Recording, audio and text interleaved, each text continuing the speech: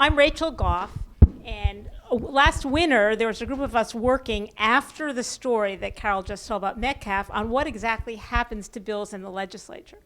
And that became this data group, and we're going to talk a little bit, and I'm really grateful for everyone being here and really grateful for the stories, because what I was charged to discuss is the arcane rules of the House. And I'm just telling everybody this is not the most scintillating topic that you have ever encountered. But in the meantime, what I hope to show you is a little bit of the details behind how this actually works and some of the rules and what we need to do to get some of it fixed. So we're connecting the dots here, and everyone in this room is very sophisticated about the partisan redistricting and how that affects our districts and how that affects gridlock. But what we've just heard from these three stories is how the unfair procedural rules, which were voted on the very first day, 1 minute after you're sworn in, and you've heard the stories of how much you might or might not know as a new legislature about that, then affect the entire governorship of the legislature and who has power.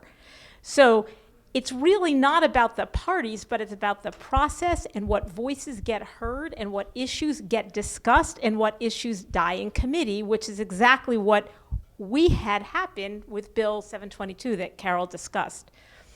So I wanted to show you this map. This is a map that comes from the Fair Vote and Bipartisan Policy Center, and they talk about agenda setting, and Pat mentioned the agenda setting, and they've created a fairness index. So take a look at Pennsylvania. We're 0% for fairness. That's us. And we're along with 18 other states as 0. And you can look at that map and you'll notice not everybody's 0. In fact, more than 30 states are much better than 0, and a couple of them are 100%, Colorado, Utah, Maine, and North Dakota. And many others are at 60%. So we are a bottom of the barrel outlier in how we manage the rules through the legislature. So this is what we're unpacking here today. Everybody in this room is very familiar. Leaders draw districts. Those distorted districts protect the incumbents. The party of the majority elects the majority caucus leaders. So Mike Turzai's constituency is really the other Republican members of the House. They elect him to be caucus leader, and then that group can create, votes in, decides, manages unfair procedural rules, which is done, by the way, by both parties. Let's be clear about that, right? It's leadership. Both parties, the unfair procedural rules that block reform, not only of the rules, but of a lot of everything else. So the first thing is it's a really good gig to be an incumbent in Pennsylvania. And if you look at this, both the blues, the Senate, and the reds, the House, it's close to 100% return rate, which is pretty incredible. And that's a reflection, some of both what's happened to the districts and some of the stories you heard of how the leadership in the parties control who's running and who the people are. So what I'm going to try to show, and I probably have a room of true believers here, is that, raise the question, is this really a functional way to run a government? We've just heard some stories that suggest it's not. But the majority party caucus totally governs. I certainly didn't understand this.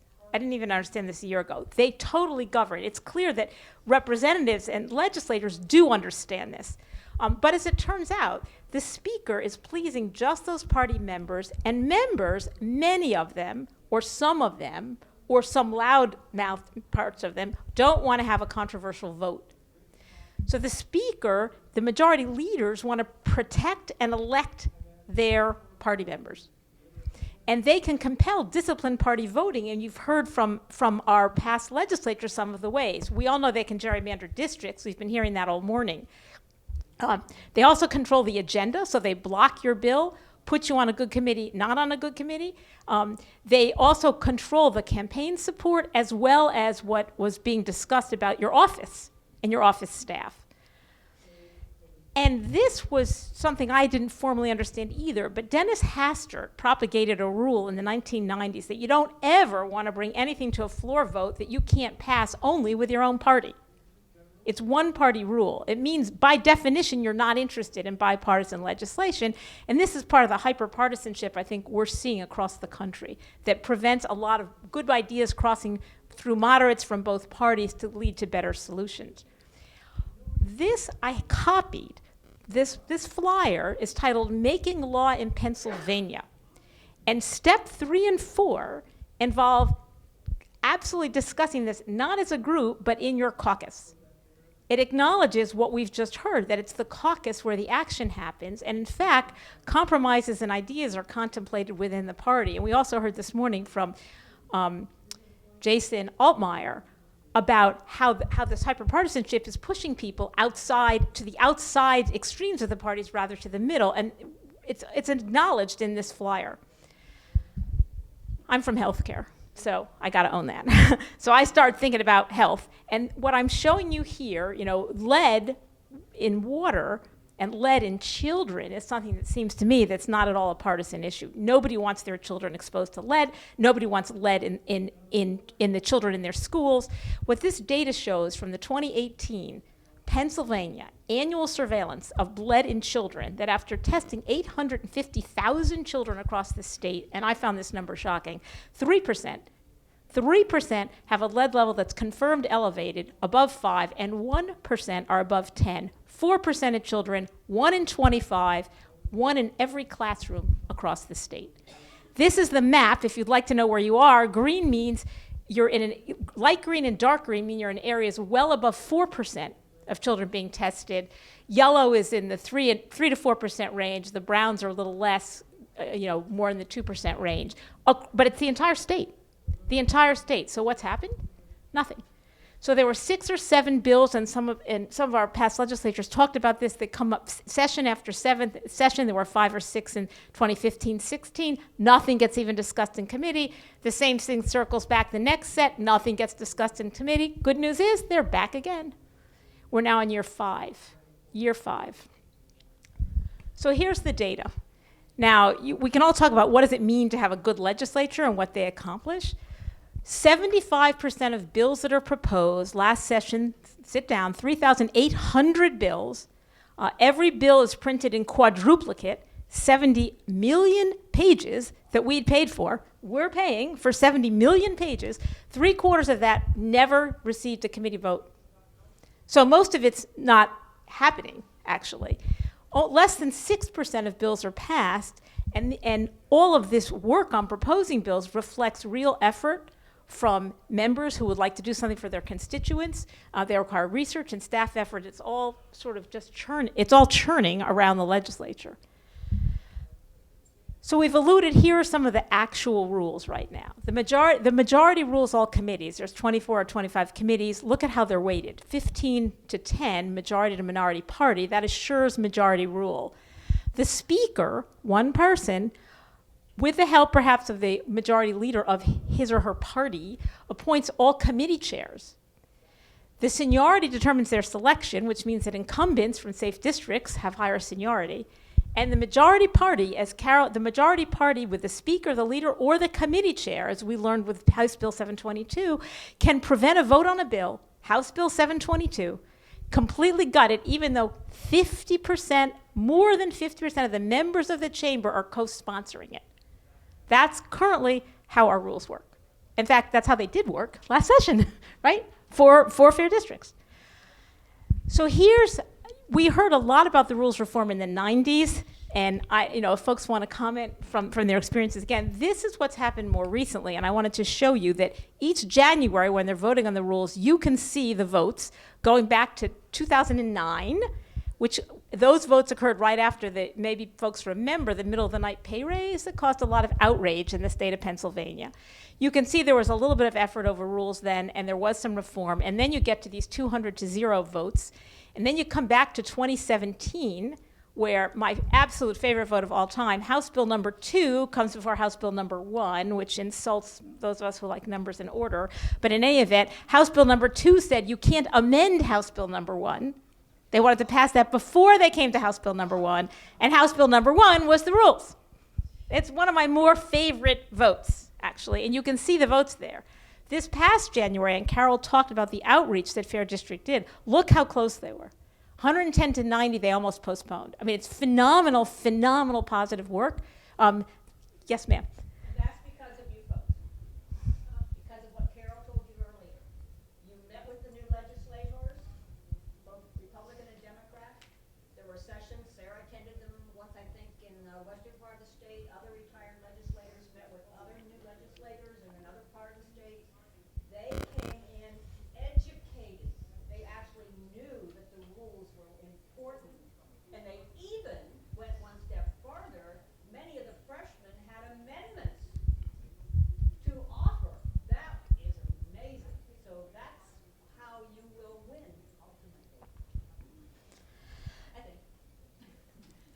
So what you're looking at now is the original work being done by some of the folks in this room, the stories they've been sharing from the 90s, and a 1996 editorial that talks about exactly the same fixes that we're going to talk about here today on reforming the rules. So the reform efforts are not new, they're not easy. They are very important, and they're happening. There's been a lot more interest in it. It is arcane. It actually might be an important part of our anti-gerrymandering work, and doable, actually, quite doable. I think we're close. We have chosen, in the state of Pennsylvania, to invest in a full-time, expensive legislature. Maybe you realize that, maybe you don't. I didn't either. We have the second highest paid legislatures in the nation. California pays $97, we pay $85. It costs us, these are all the full-time legislatures in the country. So remember, there's 50 states, there's 99 legislatures. Nebraska only has one, just has a unicameral. Everybody else has two, like us, a House and a Senate. There's a group of states that are full-time, that's us, and it costs us $80,000 to pass a bill. The next closest folks are $28,000. California, that's 6 times our size and much bigger, costs $5,000 to pass a bill. We have a very, very expensive legislature. So what can we do? So here's a couple things. Not everybody's like us. Actually, a lot of states have dealt with this. There's plenty of understanding of what to do. The first one is a rule that a committee has to hear a bill. If the bill comes to the committee, they actually have to vote on it. It's a novel idea, but they'd have to debate and vote on it. The second one is automatic calendaring, which Pat and Sarah and others referred to. What this means is, if the bill comes out of committee, it has to go to the floor. There were 130 bills last session that came out of the committee to go to the floor that were just tabled. Tabled means we never think about them again. Goodbye for the session. Other rules include letting the majority of committee members or majority add agenda items or members to the floor. And all of this was part of GAVEL, an acronym I love, give a vote to an elected legislator. That's what they did in Colorado, GAVEL. And they have these rules in place. That's how they got to 100% fairness score. Right now, the agenda on the floor of the House is really controlled by the majority caucus, the speaker and the majority leader. Mike Turzay represents 0.5%, 1 out of 200, one district in the House. 99.5% of Pennsylvania voters, like me, have no way to affect him. And Brian Cutler represents the same amount. The two of them together represent 1% of Pennsylvania voters, but they control the whole agenda, given the rules that we now have in our state. Those could change. Those can change, but that's how it currently is. Committee chairs will be the other place, and Carol told you the story about changing the power of committee chairs to allow minority chairs, to insist on having bills heard, to have secret ballot, and to shift how those committee chairs are chosen. This is a red flag bill. So how does it really work in the past month? So we had a tragedy in Pennsylvania 1 year ago in Pittsburgh, which everybody's familiar with. There were tragedies this week in California on school shootings. There's a lot of folks who care about gun reform. There's a Republican representative named Representative Steffens who introduced a red flag bill, which allows a family member to go in front of a judge to try to disarm one of their loved ones who is not doing well, emotionally, medically, mental health, for whatever reason.